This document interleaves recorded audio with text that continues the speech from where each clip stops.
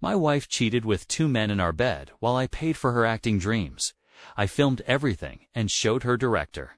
Now she's jobless and divorced. I'm 33 Before I get into my story, let me ask you something. What would you do if you walked in on your wife, the woman you trusted more than anything, making out with 2 men on your own bed? The first time I met my wife, Tracy 29F, was at the movies.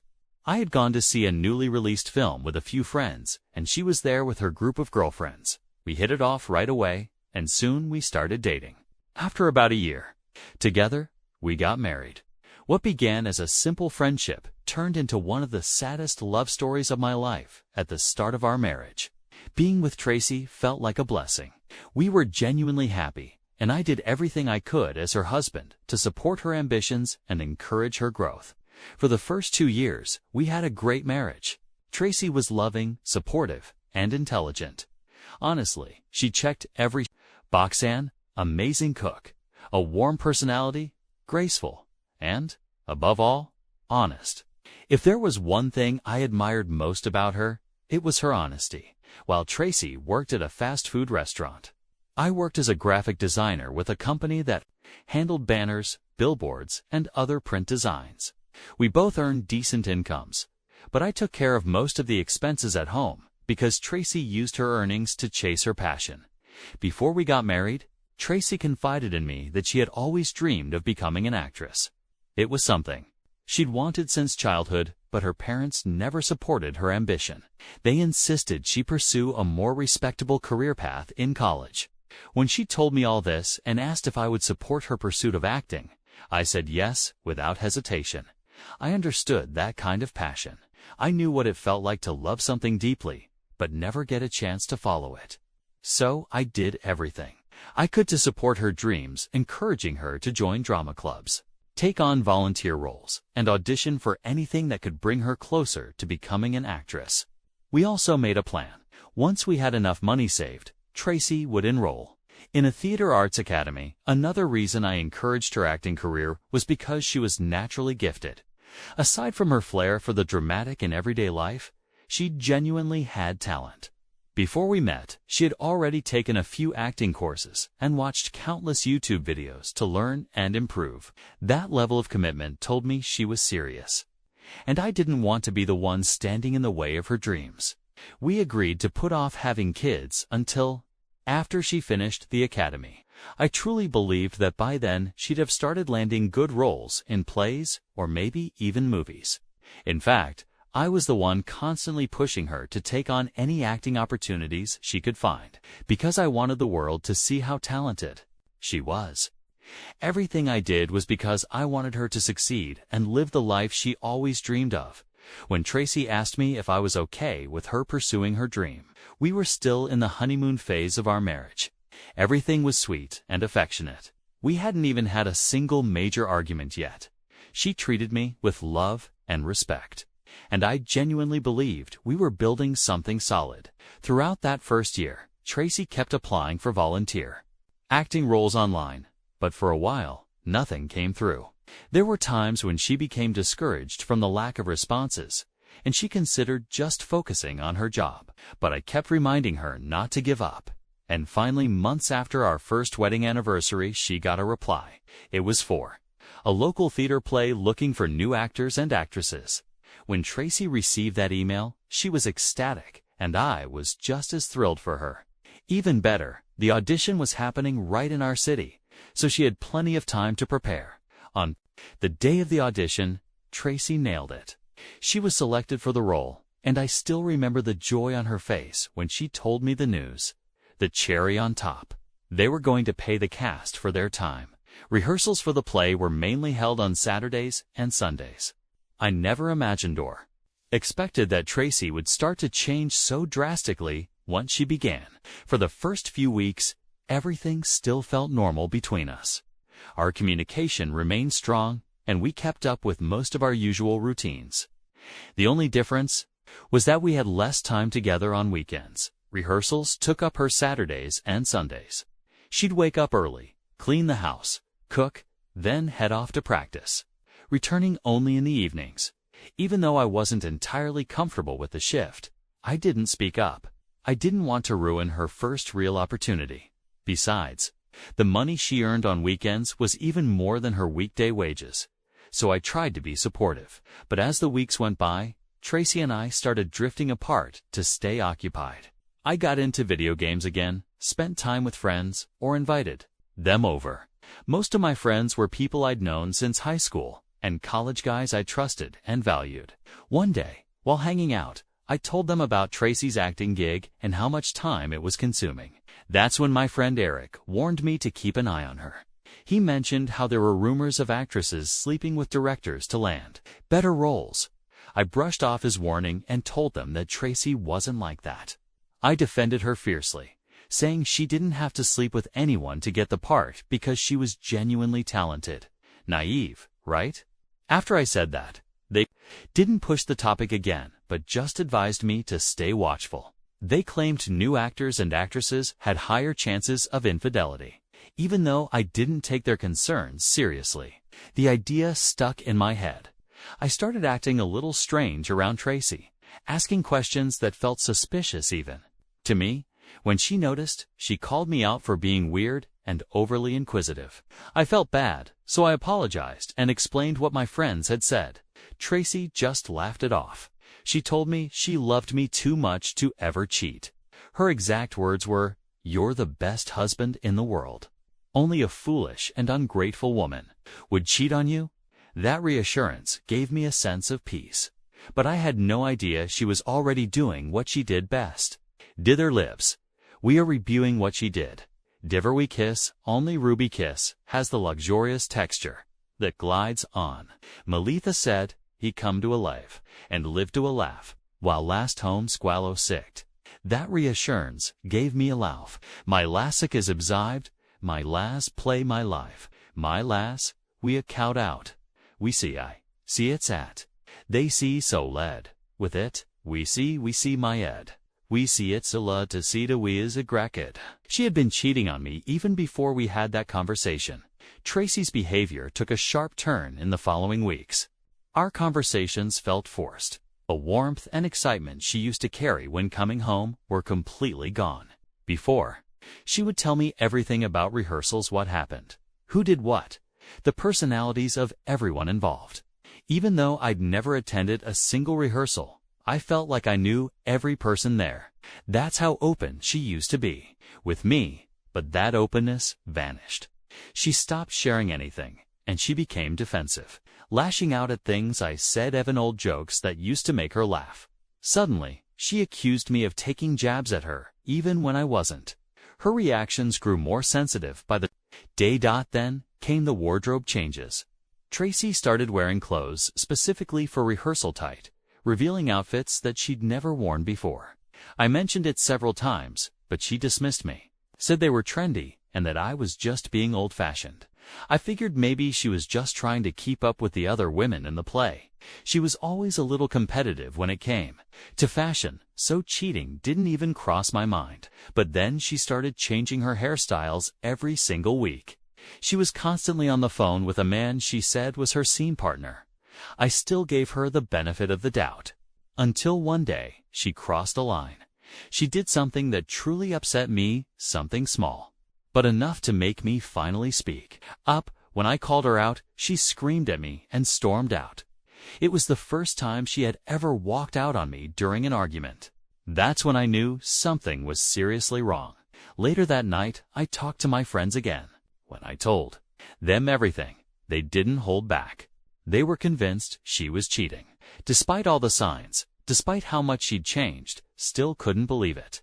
I had sacrificed so much to help her reach this point. I argued that maybe she was just stressed and was taking it out on me. But my friends said I was blind because I was too in love to see what was right in front of me. They told me I should hire a private investigator if I truly wanted to know whether Tracy was cheating on me. At first, the idea of someone tailing my wife made me uncomfortable. But with how drastically she'd changed, I eventually gave in. The following week, I found a private investigator online and hired him to track Tracy for 7 days. On the third day of surveillance, something happened. Tracy didn't return home after rehearsals. when she finally walked through the door the next day. She claimed she'd gone to a club for one of her fellow actresses' birthday parties. She said she ended up crashing at a nearby hotel with them because it was safer than traveling late at night. What struck me as odd was that she never mentioned the party beforehand. I'd called her phone repeatedly until 3 a.m., and she finally answered, saying she hadn't heard it ring because of the loud music. Then, with a straight face, she claimed she had told me about the party but that I just wasn't listening. I knew she was lying. Still, I stayed calm, knowing that the pie was watching her and would give me the truth soon enough. I didn't hear from the investigator until a few days later. By then, I was out of town visiting my parents. On my way back, the pie called to say he had something important to show me. Instead of heading home, I drove straight to his location. Tracy had no idea I was coming back that day. The last time we spoke just the day before, I told her I'd be returning Monday morning.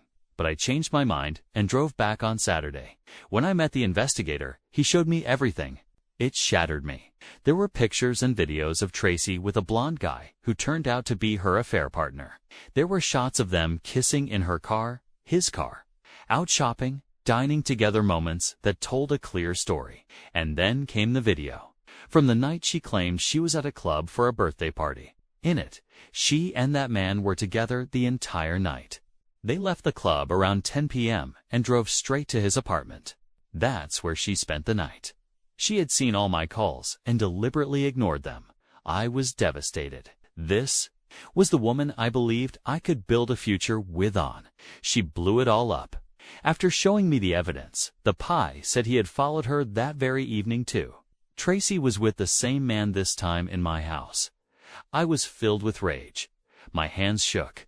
I was too angry to drive, so the pie took the wheel and drove me home. When we arrived, a blue Toyota Venza was parked in my driveway. It was the same car I'd seen in the photos and videos. That confirmed it. Tracy was in my house with him. The PI offered to follow me inside. I don't even remember if I answered. The next thing I knew, I was standing at my bedroom door. I opened it and my world collapsed. There they were, Tracy and two men. The blonde guy was on top of her, and the other was between her legs. I completely lost it. Tracy was wearing a sheer, slutty-looking lingerie set, and both her hands were cuffed to the bedpost. When she saw me, she tried to move, but the cuffs held her in place. Fury took over. I launched myself at the blonde guy while the second man scrambled, grabbing his clothes and bolting like a scared rat. Thankfully, my pie had followed me in and pulled me back before I did something irreversible. I could have killed him. Meanwhile, Tracy, still tied up, started begging. She said I was misunderstanding the situation, that they were just rehearsing a scene for her upcoming play. That pathetic excuse pushed me to the edge. I wanted to snap. I wanted to scream. I wanted to hurt her. But instead, I turned around, stormed out, and told her to be out of my house by the time I got back. Outside, the pie handed me his phone. He had recorded everything that had just happened and he sent me the footage. I didn't know what I was going to do with it, but I took it anyway. That night, I stayed at a friend's place. I was humiliated. My friends had been right all along about Tracy, about the play, about everything. What broke me even more wasn't just that Tracy cheated, was that she had a threesome. In our bedroom, in our bed. When I got home the next morning, Tracy was still there. She hadn't gone to her rehearsals. She knew she had screwed up. Seeing her in the house ignited my fury all over again. I snapped. I kicked her out and threw her belongings onto the front lawn. She stood there, crying, begging, insisting I was making a mistake. She pleaded for a chance to explain what really happened. She stood outside for almost an hour, yelling my name and pleading to come back in. But when she realized her tears weren't working, her tone changed. She turned aggressive, insulted me, called me names, then finally stormed off. That was just last weekend. I'm only now finding the courage to share everything here. I haven't been myself since I walked in on her with those two men. What shocks me most is how all of this unfolded right under my nose. I wasn't some overbearing husband. I didn't smother her or treat her like a child. We shared responsibilities. She did most of the housework, and I always controlled my emotions. I'm only pointing this out because I've read stories where men ignored glaring red flags. Now that I look back, maybe I should have launched an investigation the moment our communication broke down and she started upgrading her wardrobe. But is that what marriage is supposed to be? Always second-guessing, doubting your spouse just because they bought new clothes or come home too tired to talk. I didn't think so. What's even more frustrating is that she's been calling me non-stop.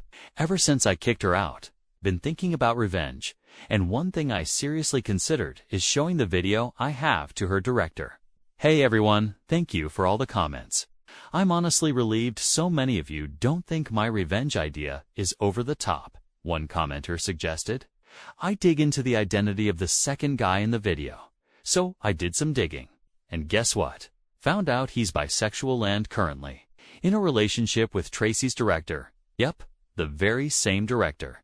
Tracy's director is gay, and I can only imagine how betrayed and humiliated he's going to feel once he finds out that Tracy seduced his boyfriend. And about Tracy, she showed up at my place 3 days ago. She looked miserable. Her eyelids were swollen like she hadn't stopped crying. But unfortunately for her, some of my close friends were hanging out at my place when she came by. They didn't say a word to her, but their body language, the way they looked at her, made her furious. She exploded. So this is it, Mike. You're gonna let your friends disrespect your wife like this over a small disagreement between us. I didn't respond. Was inside the house, listening, refusing to come out. But when she had the audacity to say that, I lost it. I charged outside, ready to give her the verbal thrashing she deserved. My friends held me back. Thank God, because at that moment, I didn't care if I got arrested. Before she finally left, she started going off about all the promises we had made to each other. How I said we'd grow old together. How I promised to support her dreams. She stood there, sobbing, and asked about the theater art academy I said I'd help her get into. I wanted to walk out and tell her to ask her affair partners for help instead, but I said nothing. I just wanted her gone. Eventually, she left. Humiliated, I've already contacted a divorce lawyer. Once the papers are ready, he'll send them over for her to sign. As for the revenge, you guys convinced me. Showing the video to her director might not completely destroy her career, but it'll wreck everything she's been building for months. Now that I know she cheated on me with her director's boyfriend, I'm even more determined. Thanks again, everyone. I'll share another update soon. Hey guys, beyond excited to post this. Things got way messier for Tracy than I ever imagined. After my last update, it took me 2 full weeks to track down her director online. He's a new name. In the indie film world, still climbing, but already getting attention in the industry. I finally messaged him, and we set up a meeting. He was clearly curious, especially since I said it involved both his boyfriend and one of his actresses. When we met, he came ready to hear it all. I didn't bother with small talk. After a brief hello, I pulled out my phone and showed him the video his boyfriend, the blonde guy, and Tracy. As he watched, his face collapsed. I'm not exaggerating. He broke down crying right there. In front of me, he confessed he had suspected something was going on between his boyfriend and one of the cast members, but he never had proof. He also told me that his boyfriend had cheated on him once before, but he forgave him because, according to the boyfriend, it happened while he was drunk. Honestly, I wasn't too interested in the history of their relationship. I only cared about what he planned to do next, what consequences he'd lay down for Tracy and her affair partner. When I asked him, he said he hadn't figured that out yet. I told him straight up it would be weak to let them off the hook, especially after what Tracy had done to both of us. To cut the story short, the director fired both Tracy and her blonde lover. I don't know if he also broke up with his boyfriend after that, but honestly, that part didn't matter to me. What mattered was that Tracy's so-called career came crashing down just like that. When I found out she got fired, I felt an unexpected satisfaction.